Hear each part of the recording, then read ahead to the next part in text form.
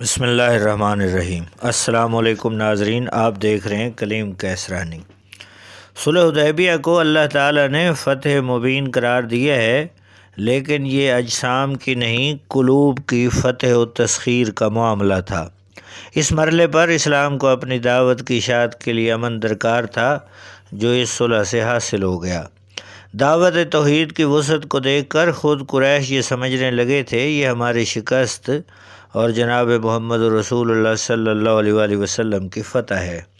صلح حدیبیہ سے قبل قریش اور اہل ایمان کے مابین ہونے والے معرکوں میں قریش کی صفوں میں ایک جنگجو اور باصلاحیت شہ سوار کی حیثیت سے خالد بن ولید کا نام ممتاز نظر آ رہا تھا۔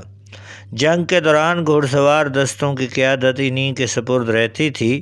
غزوہ احد کے موقع پر انہی کی تدبیر سے قریش کی شکست فتح میں بدل گئی تھی اور مسلمانوں کو شدید نقصان اٹھانا پڑا تھا۔ حدیبیہ کے موقع پر بھی قریش نے گھوڑ سواروں کا ایک دستہ ان کے زیر کمان نبی اکرم صلی اللہ علیہ وسلم کا راستہ روکنے کے لیے بھیجا تھا۔ آپ صلی اللہ علیہ وآلہ وسلم کو اطلاع مل گئی تھی اور آپ صلی اللہ علیہ وسلم نے راستہ بدل دیا، ورنہ خالد بن ولید تو حضور صلی اللہ علیہ وسلم کا راستہ روکنے کے لیے رابغ سے بھی آگے نکل گئے تھے۔ حضور صلی اللہ علیہ وسلم نے مسلمانوں کے ساتھ حدیبیہ کے مقام پر قیام کیا۔ صحابہ کرام نے جگہ جگہ پڑاؤ ڈال رکھے تھے۔ خالد بن ولید کو جب پتہ چلا تو وہ بھی اپنے گھوڑ سواروں کے دستہ کے ساتھ پلٹ کر حدیبیہ پہنچ گئے۔ یہاں پہنچ کر خالد بن ولید کی طرف سے ایک انوکھے طرز عمل کا مظاہرہ ہوا۔ یہ ایک ایسے پڑاؤ پر پہنچ گئے جہاں صحابہ کرام میں سے 200-250 کی نفری فروکش تھی، یعنی موجود تھی۔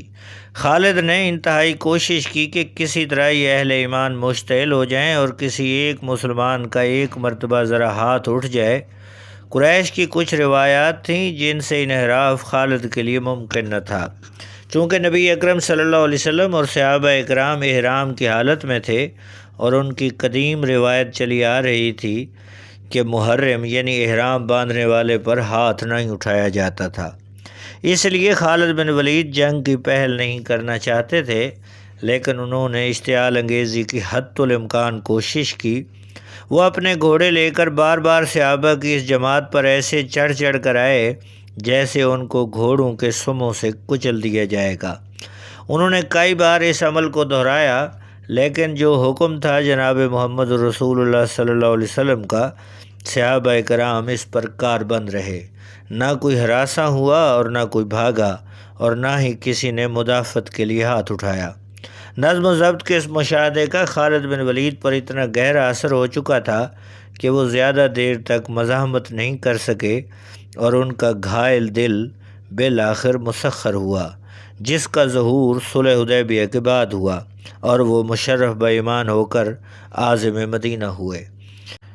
ایمان لانے کے بعد یہی خالد بن ولید سیف من سیوف اللہ یعنی اللہ کے تلوار قرار پائے۔ حضرت خالد بن ولید جب سوئے مدینہ چلے تو راستے میں حضرت عمرو بن العاص مل گئے، جو قریش کے ایک مدبر، شجاع، دلیر اور فنون حرب کے بہت ماہر تسلیم کیے جاتے تھے۔ یہی وہ صاحب تھے جن کو 5 نبوی میں حبشہ ہجرت کر جانے والے مہاجرین کی بازیابی کے لیے قریش نے سفیر بنا کر جناب نجاشی کے دربار میں حبشہ بھیجا تھا۔ حضرت خالد بن ولید نے دریافت کیا کہ کہاں کا قصد ہے؟ بولے اسلام قبول کرنے مدینہ جا رہا ہوں۔ میرے دل نے تسلیم کر لیا ہے کہ محمد صلی اللہ علیہ وسلم اللہ کے رسول برحق ہیں اور اسلام اللہ کا نازل کردہ دین ہے۔ حضرت خالد نے کہا اپنا بھی یہی حال ہے۔ چنانچہ قریش کے یہ دونوں مائع ناز اور جلیل القدر فرزند بارگاہ نبوی میں حاضر ہوئے اور دولت ایمان سے مشرف ہوئے، اور اس طرح وہ جوہر جو اس وقت تک اسلام کی مخالفت میں صرف ہو رہا تھا، اب اسلام کی محبت اور اس کی اشاعت و توسیع میں صرف ہونے لگا۔ حضرت خالد بن ولید اور حضرت عمرو بن العاص نے دور نبوت اور بعد ازاں دور خلافت صدیقی اور فاروقی میں وہ کارہائے نمایاں انجام دیے کہ رہتی دنیا تک بھلائے نہیں جا سکتے۔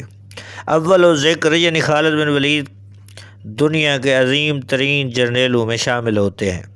دور صدیقی میں فتنہ ارتداد کی سرکوبی میں انہوں نے ہی فیصلہ کن کردار ادا کیا تھا۔ اسی طرح کسریٰ پر ابتدائی کاری ضرب انہی کے ہاتھوں لگی اور انہی کے ہاتھوں قیصر کی سلطنت میں سے شام کا ملک اسلامی قلمرو میں شامل ہوا اور آخر الذکر یعنی عمرو بن العاص مصر کے فاتح ہوئے۔ ناظرین، یہ تھی آج کی اسلامی ویڈیو۔ نئے دوستوں سے گزارش ہے کہ اس قسم کے واقعات کے لیے ہمارے چینل کو سبسکرائب کیجئے، بیل آئیکن کو پریس کیجئے۔ بہت شکریہ۔